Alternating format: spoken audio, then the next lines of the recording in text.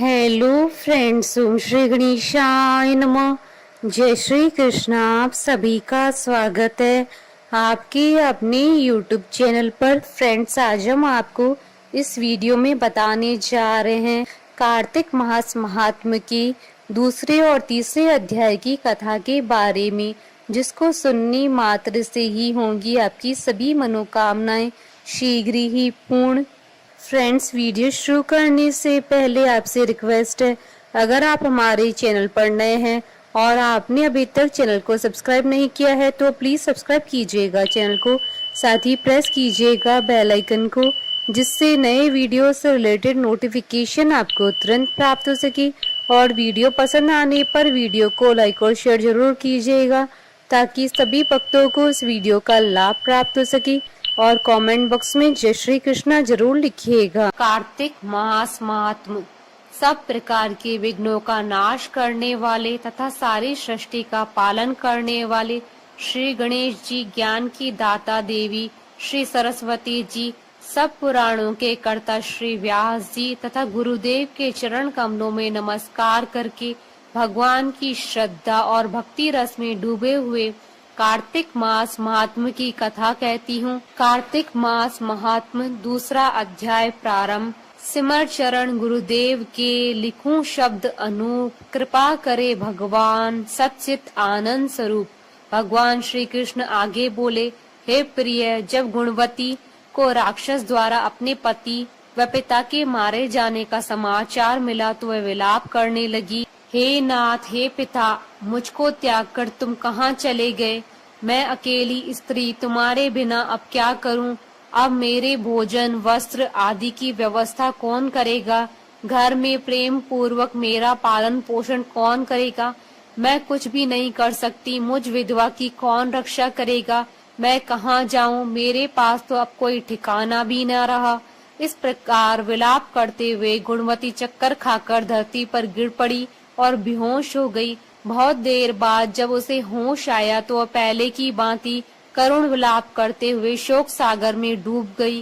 कुछ समय के पश्चात जब वह संभली तो उसे ध्यान आया कि पिता और पति की मृत्यु के बाद मुझे उनकी क्रिया करनी चाहिए जिससे उनकी गति हो सके। इसलिए उसने अपने घर का सारा सामान बेच दिया और उससे प्राप्त धन से उसने अपने पिता और पति का श्राद्ध आदि कर्म किया। तत्पश्चात वह उसी नगर में रहते हुए आठों पहर भगवान विष्णु की भक्ति करने लगी। उसने मृत्यु पर्यंत तक नियम पूर्वक सभी एकादशियों का व्रत और कार्तिक महीने में उपवास व व्रत किए। हे प्रिय, एकादशी और कार्तिक व्रत मुझे बहुत ही प्रिय है। इनसे मुक्ति, भक्ति, पुत्र तथा संपत्ति प्राप्त होती है। कार्तिक मास में जब तुला राशि पर सूर्य आता है तब ब्रह्म मुहूर्त में उठकर स्नान करने व व्रत व उपवास करने वाले मनुष्य मुझे बहुत प्रिय हैं, क्योंकि यदि उन्होंने पाप भी किए हैं तो भी वह स्नान व व्रत के प्रभाव से उन्हें मोक्ष प्राप्त हो जाता है। कार्तिक में स्नान, जागरण, दीपदान तथा तुलसी के पौधे की रक्षा करने वाले मनुष्य साक्षात भगवान विष्णु के समान है। कार्तिक मास में मंदिर में झाड़ू लगाने वाले, स्वास्तिक बनाने वाले तथा भगवान विष्णु की पूजा करने वाले मनुष्य जन्म मरण के चक्कर से छुटकारा पा जाते हैं। यह सुनकर गुणवती भी प्रति वर्ष कार्तिक का व्रत और भगवान विष्णु की पूजा करने लगी। हे प्रिय, एक बार उसे ज्वर हो गया और वह बहुत ही कमजोर भी हो गई। फिर भी वह किसी भी प्रकार से गंगा स्नान के लिए चली गई। गंगा तक तो वह पहुंच गई, परंतु शीत के कारण वह बुरी तरह से कांप रही थी। इस कारण वह शिथिल हो गई। तब मेरे दूत उसे मेरे धाम ले आए। तत्पश्चात ब्रह्मा आदि देवताओं की प्रार्थना पर जब मैंने कृष्ण का अवतार लिया तो वह मेरे गण भी मेरे साथ इस पृथ्वी पर आए, जो इस समय यादव हैं। तुम्हारे पिता पूर्व जन्म में देव शर्मा थे तो इस समय सत्राजित हैं। पूर्व जन्म में चंद्र शर्मा जो तुम्हारा पति था वह डाकू है। और हे देवी, तू ही गुणवती है। कार्तिक व्रत के प्रभाव के कारण ही तू मेरी अर्धांगिनी हुई। पूर्व जन्म में तुमने मेरे मंदिर के द्वार पर तुलसी का पौधा लगाया था। इस समय तेरे महलों के आंगन में कल्प वृक्ष के रूप में विद्यमान है। उस जन्म में जो तुमने दीपदान किया था उसी कारण तुम्हारी देह इतनी सुंदर है। और तुम्हारे घर में साक्षात लक्ष्मी का वास है। चूंकि तुमने पूर्व जन्म में अपने सभी व्रतों का फल पति स्वरूप विष्णु को अर्पित किया था, उसी के प्रभाव से इस जन्म में तुम मेरी प्रिय पत्नी हुई हो। पूर्व जन्म में तुमने नियम पूर्वक जो कार्तिक मास का व्रत किया था, उसी कारण मेरा और तुम्हारा कभी वियोग नहीं होगा। इस प्रकार कार्तिक मास में व्रत आदि करने वाले मनुष्य मुझे तुम्हारे समान प्रिय हैं। दूसरे जप तप यज्ञ दान आदि करने से प्राप्त फल कार्तिक मास में किए गए व्रत के फल से बहुत थोड़ा होता है, अर्थात कार्तिक मास के व्रतों का 16वां भाग भी नहीं होता है। इस प्रकार सत्यभामा भगवान श्री कृष्ण के मुख से अपने पूर्व जन्म की पुण्य का प्रभाव सुनकर बहुत प्रसन्न हुई। कार्तिक मास महात्मा द्वितीय अध्याय संपूर्ण। तृतीय अध्याय प्रारंभ। श्री कृष्ण भगवान के चरणों में शीश झुकाओ, श्रद्धा भाव से पूजो हरि, मनवांछित फल पाओ। सत्यभामा ने कहा, हे प्रभु, आप तो सभी काल में व्यापक हैं और सभी काल आपके आगे एक समान है। फिर यह कार्तिक मास ही सभी मासों में श्रेष्ठ क्यों है? आप सब तिथियों में एकादशी और सब मासों में कार्तिक मास को अपना प्रिय क्यों कहते हैं? इसका कारण बताइए। भगवान श्री कृष्ण ने कहा, हे भामिनी, तुमने बहुत अच्छा प्रश्न किया है। मैं तुम्हें इसका उत्तर देता हूँ, ध्यान पूर्वक सुनो। इसी प्रकार एक बार महाराज बेन के पुत्र राजा पृथु ने प्रश्न के उत्तर में देवर्षि नारद से प्रश्न किया था और जिसका उत्तर देते हुए नारद जी ने उसे कार्तिक मास की महिमा बताते हुए कहा, हे राजन, एक समय शंख नाम का एक राक्षस बहुत बलवान एवं अत्याचारी हो गया था।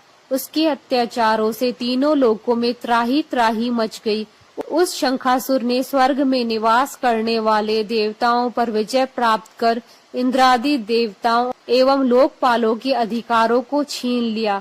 उससे भयभीत होकर समस्त देवता अपने परिवार के सदस्यों के साथ सुमेरु पर्वत की गुफाओं में बहुत दिनों तक छिपे रहे। तत्पश्चात वे निश्चिंत होकर सुमेरु पर्वत की गुफाओं में ही रहने लगे।